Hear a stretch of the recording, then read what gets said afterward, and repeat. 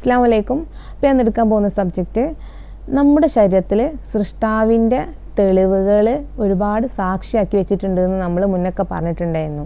എന്നാൽ ഇവ പലതും നമ്മൾ അറിയാത്തത് കൊണ്ട് നമ്മുടെ ജീവിതത്തിൽ തന്നെ ഒരുപാട് നാശനഷ്ടങ്ങൾ വരുന്നുണ്ട്. അല്ലെങ്കിൽ സ്വന്തം സൃഷ്ടാവിനെ പോലും നമ്മൾ നിഷേധിക്കുന്നവരായി പ്രവർത്തിക്കുന്നുണ്ട്. അപ്പോൾ അതെന്താണെന്നുള്ളത് നമ്മൾ അറിയേണ്ടതുണ്ട്.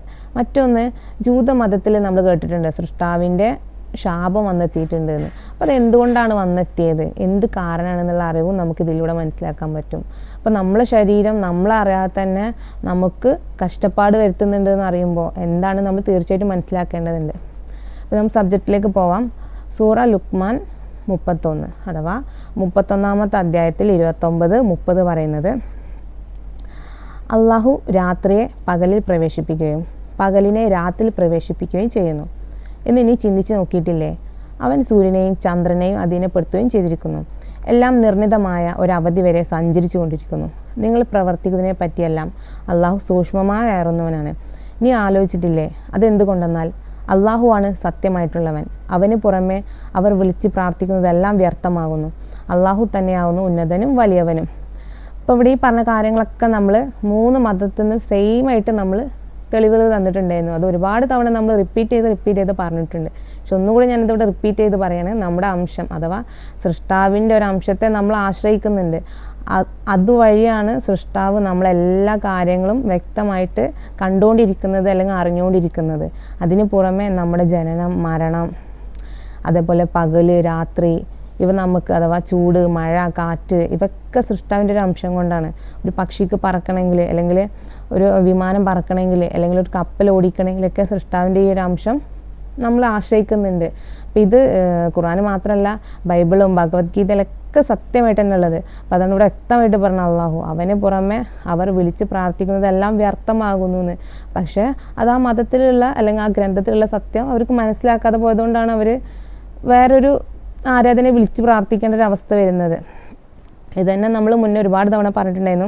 കടലിലൂടെ കപ്പൽ സഞ്ചരിക്കുന്നത് അള്ളാഹുവിൻ്റെ അനുഗ്രഹം നിമിത്തമാണെന്ന് നീ കണ്ടില്ലേ? അവൻ്റെ ദൃഷ്ടാന്തങ്ങളിൽ ചിലത് നിങ്ങൾക്ക് കാണിച്ചു തരാൻ വേണ്ടി അത്രേ. അത് ക്ഷമാശീലരും നന്ദിയുള്ളവരുമായ ഏവർക്കും തീർച്ചയായും അതിൽ ദൃഷ്ടാന്തമുണ്ട്.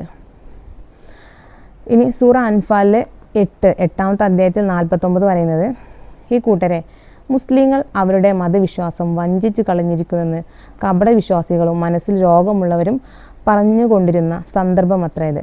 വല്ലവനും അള്ളാഹുവിൻ്റെ മേൽ ഭാരമേൽപ്പിക്കുന്ന പക്ഷം തീർച്ചയായും അള്ളാഹു പ്രതാപിയും യുക്തിമാനുമാകുന്നു. സത്യനിഷേധികളുടെ മുഖങ്ങളിലും പിൻവശങ്ങളിലും അടിച്ചുകൊണ്ട് മലക്കുകൾ അവരെ മരിപ്പിക്കുന്ന സന്ദർഭം നീ കണ്ടിരുന്നുവെങ്കിൽ അവർ അവരോട് പറയും, ജ്വലിക്കുന്ന അഗ്നിയുടെ ശിക്ഷ നിങ്ങൾ ആസ്വദിച്ചു കൊള്ളുക. നിങ്ങളുടെ കൈകൾ മുൻകൂട്ടി ചെയ്ത് നിമിത്തമത്തെ അത്. അള്ളാഹു അടിമകളെയും ഒട്ടും അനീതി കാണിക്കുന്നവനല്ല. അപ്പോൾ യഥാർത്ഥ മതവിശ്വാസത്തെ നിങ്ങൾ നിഷേധിക്കുകയാണെന്നുണ്ടെങ്കിൽ നിങ്ങളുടെ മരണസമയത്ത് മലക്കുകൾ നിങ്ങളെ പിൻവശങ്ങളും മുൻവശങ്ങളും അടിച്ചുകൊണ്ടാണ് മലക്കുകൾ നിങ്ങളെ മരിപ്പിക്കുന്നത് എന്ന് പറയുന്നുണ്ട്. പിന്നെ ആ സമയം അവരോട് പറയും, ജ്വലിക്കുന്ന അഗ്നിയുടെ ശിക്ഷ നിങ്ങൾ ആസ്വദിച്ചു കൊള്ളുക എന്ന്. അപ്പോൾ എന്തുകൊണ്ടാണ്? നിങ്ങളുടെ യഥാർത്ഥ സൃഷ്ടാവിനെ നിങ്ങൾ തിരിച്ചറിയാതെ അക്രമങ്ങൾ ചെയ്തതുകൊണ്ട് അല്ലെങ്കിൽ അനീതി കാണിച്ചതുകൊണ്ട്. പക്ഷേ നിങ്ങളുടെ കൈകൾ മുൻകൂട്ടി ചെയ്ത നിമിത്തമത്തെ അത് അള്ളാഹു അടിമകളോട് ഒട്ടും അനീതി കാണിക്കുന്നവനല്ലാന്ന്. ഒരു മനുഷ്യൻ്റെ ശരീരത്തിൽ കൈകൾ സൃഷ്ടിക്കപ്പെട്ടത് അവൻ്റെ തെളിവാണ്. അവനെ നമ്മൾ ആശ്രയിക്കുന്നുണ്ട് എന്നുള്ള തെളിവാണ്. എന്നിട്ടും നമ്മൾ അതിനെ നിഷേധിച്ചിട്ടാണ് അല്ലെങ്കിൽ അക്രമങ്ങൾ ചെയ്തിട്ടാണ് മരിച്ചു പോകുന്നതെന്നുണ്ടെങ്കിൽ തീർച്ചയായിട്ടും ആ സമയം മലക്കുകൾ നമ്മളോട് ചോദിക്കുന്നത് ഇതേ ചോദ്യം തന്നെ ആയിരിക്കും. അതാണ് ഇവിടെ പറയുന്നത്. സൂറ ഇസ്രാഹിലെ 17-ാമത്തെ അധ്യായത്തിൽ 29-30 പറയുന്നത്, നിന്റെ കൈ നീ പിരടിയിലേക്ക് ബന്ധിക്കപ്പെട്ടതാകരുത്. അത് കൈ മുഴുവനായി അങ്ങും നീട്ടിയിടുകയും ചെയ്യരുത്. അങ്ങനെ ചെയ്യുന്ന പക്ഷം നീ നിന്ദിതനും കഷ്ടപ്പെട്ടവനുമായിരിക്കേണ്ടി വരും. തീർച്ചയായും നിന്റെ മേൽ രക്ഷിതാവ് താൻ ഉദ്ദേശിക്കുന്നവർക്ക് ഉപജീവന മാർഗം വിശാലമാക്കി കൊടുക്കുന്നു. ചിലർക്ക് ഇടുങ്ങിയതാവുകയും ചെയ്യുന്നു. തീർച്ചയായും അവൻ തൻ്റെ ദാസന്മാരെ പറ്റി സൂക്ഷ്മമായി അറിയുന്നവനും കാണുന്നവരുമാകുന്നു.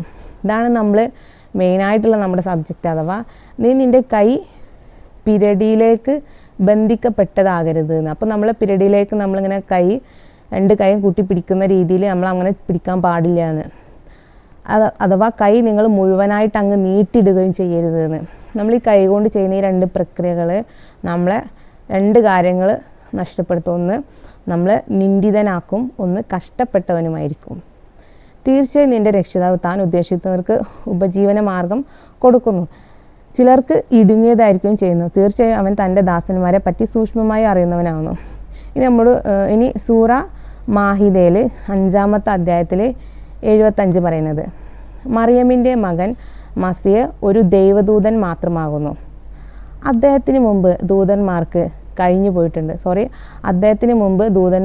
പോയിട്ടുണ്ട്. അദ്ദേഹത്തിൻ്റെ മാതാവ് സത്യവതി ആയിരിക്കുകയും ഇരുവരും ഭക്ഷണം കഴിക്കുന്നവരുമായിരുന്നു. നോക്കൂ, നാം അവർക്ക് എങ്ങനെയൊക്കെ തെളിവുകൾ വിവരിച്ചു കൊടുക്കുന്നത്.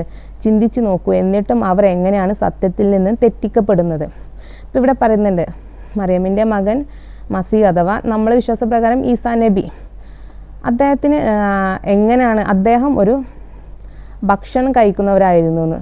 അതേപോലെ അദ്ദേഹത്തിൻ്റെ മാതാവ് സത്യവതിയായിരുന്നു, അവർ ഇരുവരും ഭക്ഷണം കഴിക്കുന്നവരായിരുന്നു എന്ന് പറയുമ്പോൾ നമ്മൾ വിചാരിക്കും ഭക്ഷണം കഴിക്കുക എന്ന് പറയുമ്പോൾ ഒരു ഇത്ര നിസ്സാരമായിട്ടൊരു പദം അവിടെ വെച്ച പോലെ നമുക്ക് തോന്നും. പക്ഷേ യഥാർത്ഥത്തിൽ ഇതിലാണ് ഒരുപാട് രഹസ്യങ്ങൾ കിടക്കുന്നത്. അപ്പോൾ നമ്മുടെ ഭക്ഷണം കഴിക്കുക എന്ന് പറയുമ്പോൾ നമ്മൾക്ക് ഭക്ഷണം കഴിക്കണമെങ്കിൽ നമ്മുടെ കൈ വേണം. നമുക്കൊരു കൈയില്ലെങ്കിൽ 2 കൈ ഉണ്ടെങ്കിൽ ഏതെങ്കിലും ഒന്നെങ്കിലും നമുക്ക് ഉപകാരപ്പെടും. ഇനി 2 കൈയില്ലെങ്കിൽ നമ്മുടെ 2 കാലുകളുണ്ട്, ആ 2 കാലും ഇല്ല എന്നുണ്ടെങ്കിൽ നമുക്ക് എങ്ങനെ ഭക്ഷണം കഴിക്കാൻ കഴിയുക? എന്നാൽ ചിന്തിച്ച് നോക്കിയിട്ടുണ്ടോ? നമ്മളെ കൈയും കാലൊന്നും ഇല്ലെങ്കിൽ നമുക്ക് വേറെ ആളെ കൈയും കാലും വേണം. അത് നമ്മളെ വേണ്ടപ്പെട്ടവരാവട്ടെ, ഇനിയിപ്പോൾ ആരെങ്കിലും ആവട്ടെ, അവിടെയൊക്കെ കൈയും കാലെങ്കിലും നമുക്കൊന്നും വേണ്ട ഭക്ഷണം കഴിക്കണേ. ഇനി അതും ഇല്ലെങ്കിൽ നമുക്ക് വല്ല റോബോട്ടിനാണെങ്കിലും ഈ റോബോട്ടുള്ളതും മനുഷ്യനെ പോലെ തന്നെയല്ലേ ക്രിയേറ്റ് ചെയ്തിട്ടുള്ളത്. നിങ്ങൾ ആലോചിച്ച് നോക്കുക, നമുക്ക് കൈ വേണം. എന്താണ് ഈ കൈയിൻ്റെ പ്രത്യേകത? നമ്മൾ മുന്നേ ഫസ്റ്റിലേക്ക് തന്നെ നമുക്ക് പോകാം. എന്താ? സൃഷ്ടാവിൻ്റെ ഈ ഒരു അംശത്തെ നമ്മൾ ആശ്രയിക്കുന്നുണ്ട്. അതുകൊണ്ടാണ് നമ്മുടെ കൈകളിൽ ഈ നാമം വന്നത്.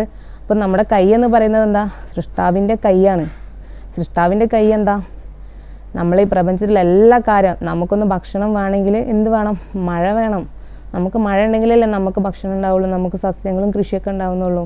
ഇല്ലാന്നുണ്ടെങ്കിൽ ഭൂമിയിൽ വെള്ളം ഇല്ലാന്നുണ്ടെങ്കിൽ നമുക്ക് ഭക്ഷണം ഉണ്ടാവുമോ? അതാണ് ഇവിടെ പറയുന്നത്. ആ രീതിയിലാണ് മനുഷ്യൻ്റെ കൈ സൃഷ്ടിക്കപ്പെട്ടിട്ടുള്ളത്. അപ്പോൾ ഏതൊരു പ്രവാചകന്മാരാവട്ടെ അവർക്കൊക്കെ കൈയുണ്ട്, കാലുണ്ട്. അപ്പം അതിനുള്ള ഏറ്റവും വലിയ തെളിവാണത്. അപ്പോൾ സൃഷ്ടാവിൻ്റെ സൃഷ്ടികളാണ് നമ്മളൊക്കെ. അപ്പം നമ്മൾ ആ രീതിയിലാണ് സൃഷ്ടിച്ച് വെച്ചിട്ടുള്ളത്.